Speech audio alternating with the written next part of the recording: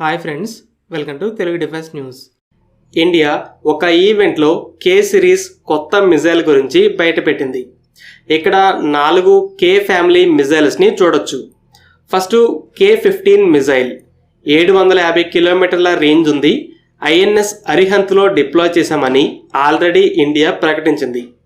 తర్వాత K-4 3500 కిలోమీటర్ల range, కొన్ని నెలల క్రితం జాయిన్ అయిన INS అరిగాడ్తో పాటు సర్వీస్లోకి వచ్చింది. అయితే K-5 మిజైల్ కూడా డెవలప్మెంట్లో ఉందని DRDO ఇంతకుముందు చెప్పింది, 5000 కిలోమీటర్ల రేంజ్. అయితే ఇప్పుడు K-6 మిజైల్ కూడా డెవలప్మెంట్లో ఉంది, 8000 కిలోమీటర్ల రేంజ్ అని బయటపెట్టింది. ఇక్కడ అన్ని మిజైళ్ల స్పీడ్ని డిఫాల్ట్గా మ్యాక్ 7.5 అని పెట్టారు. అది యాక్చువల్గా K-15 సాగరిక ప్లస్ దాని ల్యాండ్ బేస్డ్ వర్షన్ అయిన శౌర్య మిజైళ్ల స్పీడ్. ఈ రెండు 1000 kgల వార్హెడ్తో 750 కిలోమీటర్ల రేంజ్లో దాడి చేయగలవు. శౌర్య 200 kgల వార్హెడ్ని ఫిట్ చేస్తే 1900 కిలోమీటర్లని కూడా రీచ్ అవ్వగలదు. K-15 తర్వాత మిగిలిన 3 మిజైళ్ల యాక్చువల్ స్పీడ్ని బయట పెట్టే ఉద్దేశం లేక ఈ K-15 మిజైల్ స్పీడ్ని డిఫాల్ట్గా చూపించారు. బట్ చాలా కాలం నుండి ఒక ఇన్ఫర్మేషన్ అయితే పబ్లిక్ డొమైన్లో ఉంది. ఏంటంటే K సిరీస్ మిజైల్స్ అనేవి అగ్ని సిరీస్ మిజైల్ల కంటే ఫాస్ట్గా ప్రయాణిస్తాయి, లైట్ వెయిట్ ఉంటాయి, ప్లస్ స్టెల్తీగా ఉంటాయి. ఎగ్జాంపుల్ అగ్ని 3 range, K-4 range same 3500 kilometres.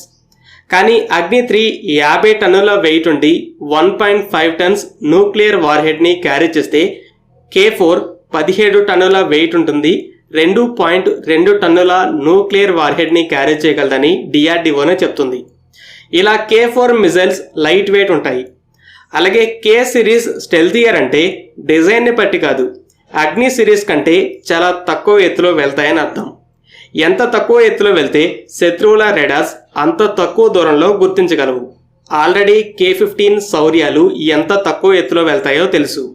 అలాగే ఈ మిజైళ్ల సైజు కూడా తక్కువే కాబట్టి డిటెక్షన్ రేంజ్ అనేది ఇంకా తగ్గుతుంది.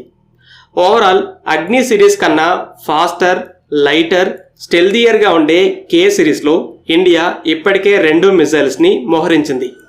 అయితే 5000 కిలోమీటర్ల రేంజ్ ప్లస్ అగ్ని 5ల MIRV ఉంటుందని చెప్తున్న K-5 డెవలప్మెంట్ అడ్వాన్స్డ్ స్టేజ్లో ఉంది.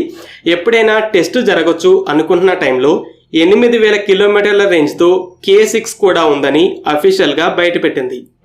ఇక్కడ క్వశ్చన్ ఏంటంటే, ఇండియా అగ్ని మిసైల్కి 5500 కిలోమీటర్ల రేంజ్ అని చెప్తే చైనా 8000 కిలోమీటర్ల రేంజ్ అని చెప్పింది.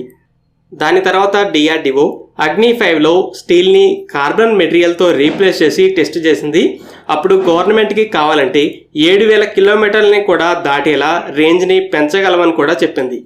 కానీ ఇక్కడ డైరెక్ట్గా K-6కి 8000 కిలోమీటర్ల రేంజ్ అని ఎందుకు చెప్తుంది? దీనికి answer K series submarine launched ballistic missiles SLBMs. ఒకవేళ శత్రువు చేసిన న్యూక్లియర్ దాడిలో ల్యాండ్ మీద ఉన్న అగ్ని మిజైల్స్ అన్నీ నాశనమైన అరిహంత్ క్లాస్ సబ్మరైన్స్ సముద్రం అడుగున తిరుగుతూ ఈ K మిజైల్స్ని ఫైర్ చేయగలవు. సో దీనివల్ల ఏమవుతుందంటే, శత్రువుకి సర్ప్రైజ్ అటాక్తో ఇండియా మొత్తాన్ని నాశనం చేస్తే న్యూక్లియర్ వార్లో విన్ అవ్వచ్చు, మనకు ఏం కాదులే అన్న ఆలోచన రాకుండా చేస్తుంది. కన్యాకుమారి నుండి బీజింగ్కి ఫ్లైట్ డిస్టెన్స్ అనేది 5400 కిలోమీటర్లు. అంటే అగ్ని 5 ఇండియాలో ఎక్కడి నుండి ఫైర్ చేసినా చైనా మొత్తాన్ని కవర్ చేయగలదు. అయితే సబ్మరైన్స్ సముద్రంలో చాలా లోతుగా ఉండే ఏరియాస్లో సేఫ్గా ఉండాలి.